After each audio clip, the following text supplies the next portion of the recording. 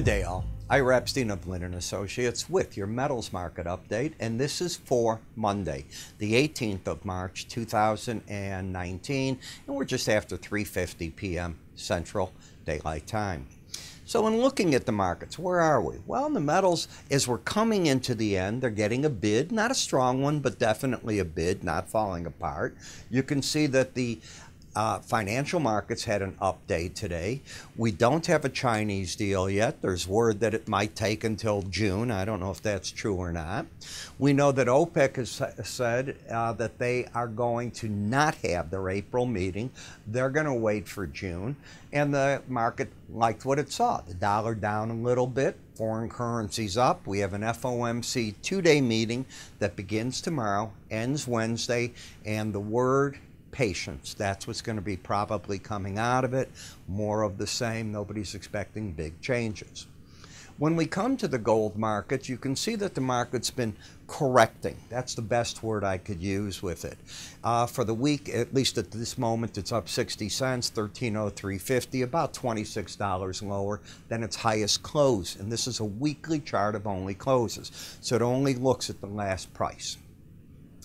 When I put on the chart here, you can see the sideways action that the market's going in, and the pattern has been one of higher lows and higher highs, which is bullish. Unfortunately, the market keeps running into resistance at what I call this red line, which is the line in the sand. It is the 18-day moving average of closes, and that is a resistance point when the market is rallying up to it from having been under it. And you've done this now, what, 2 days out of the past 4. So it's been problematic for the market. When I put the Bollinger Bands on, these are bands that are going to start coming in this way on the market. And the reason is we've gone pretty much sideways. You need to break out large one way or the other for the bands to stop coming in. They'll look at market volatility. Think of this as potential resistance, potential support, and then you get an idea if you click them as to how much they're coming in each day. Right now, it's about $7, $8. So that's what I'm looking for because the market really had a pretty tight range today. When I look at momentum, here's what I have. I have momentum that is coming up. I have biases down because the market is, from the looks of it, settling underneath the 18-day average of closes, and I have the short-term trend up but into resistance. When I come to GLD, the popular ETF, we have momentum as measured by the slow stochastic oscillator up. Just like the futures, it's running into the resistance at the 18-day moving average of closes. A close over those numbers would be, I think, welcomed by the bulls, especially if the market got over Friday's high of 123.40 and stayed over that 18-day average of closes. If the market were to break down and get under 122.12, this market could turn bearish. You'd have lower highs than lower lows, and that would put potentially these numbers into play. When I come to the gold miners, you can see how for the past 3 days we just keep whipping either side of the 18-day average of closes. By the finish today, we were down a quarter.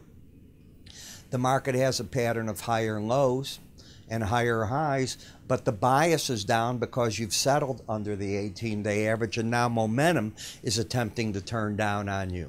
So could the market just drift here downwards? It certainly could.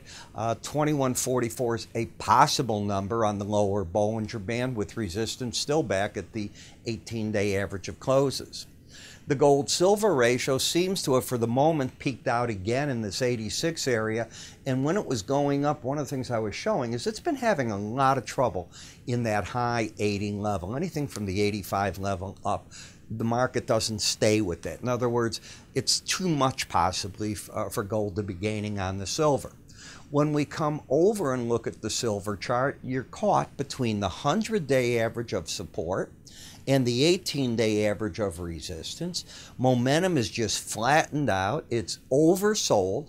Any reading under 30 is oversold if you don't have both numbers going sideways under 20. This market had an embedded reading, and when it lost it, that's when both numbers are under 20 for several days, and you lose it, often Price will make a run for the 18-day average of closes. You made your run. I don't know if you hit it. I didn't care. Let's just see if it did, just so I know. You got pretty darn close. You missed it by, let's see, 3 cents. That's not too bad.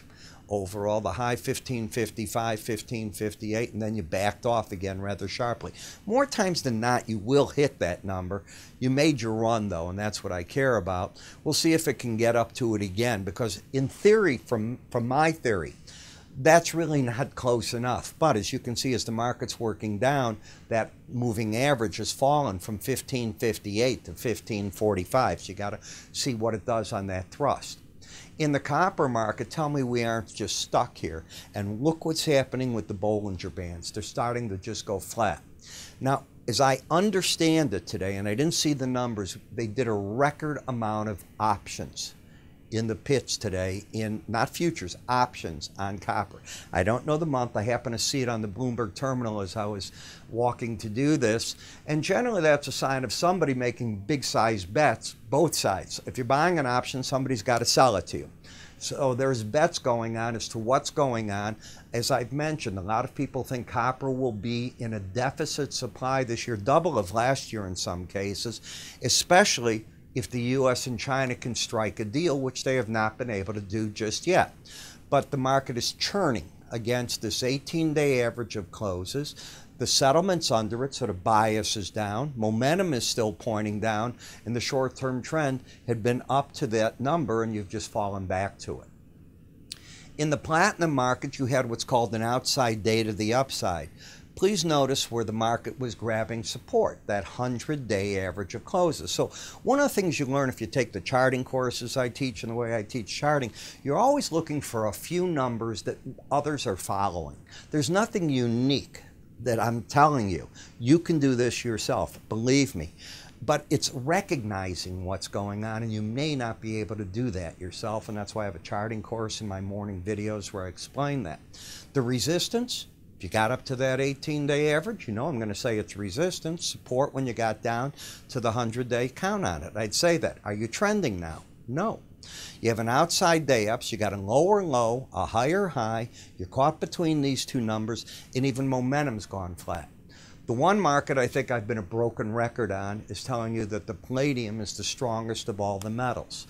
And here we are with another run to all-time highs again. Notice where the market stopped. You got to 1541.80, 1540.90 is the upper Bollinger Band right there. That's the settlement, and 1539.35 is that number. I mean, literally you're fighting right on that upper Bollinger Band.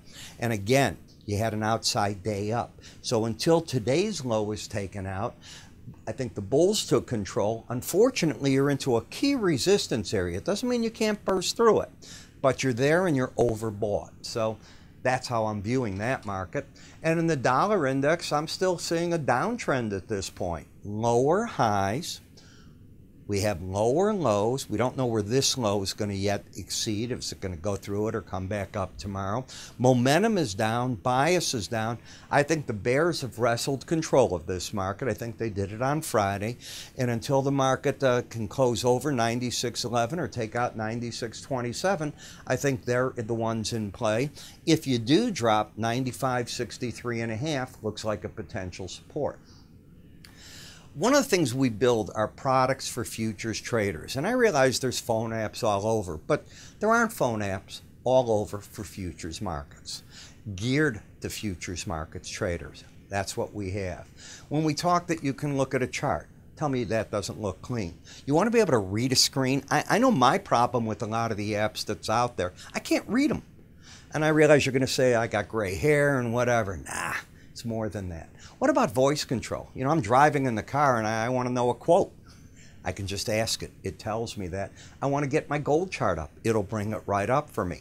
I want it to read back to me a quote file I set up so that I can just watch my metals. I want to know what they're doing, ratios, whatever it is. It will do it. And then I can set up my inbox so that I'm getting the metal reports that I want if I'm just a metals trader. Then my videos, you know, if you watch this, my videos all play in this, and they do something else. We use push notification. As soon as it's published, It just comes and tells you right on your screen. Hit it. It'll open up this application, play everything you need. How do you get this? And it is free. Give us a call. You can go to our website, sign up for it. It'll come to you, and away you go. And yeah, I'm going to use that word, free. I'm Ira Epstein. Have a good day.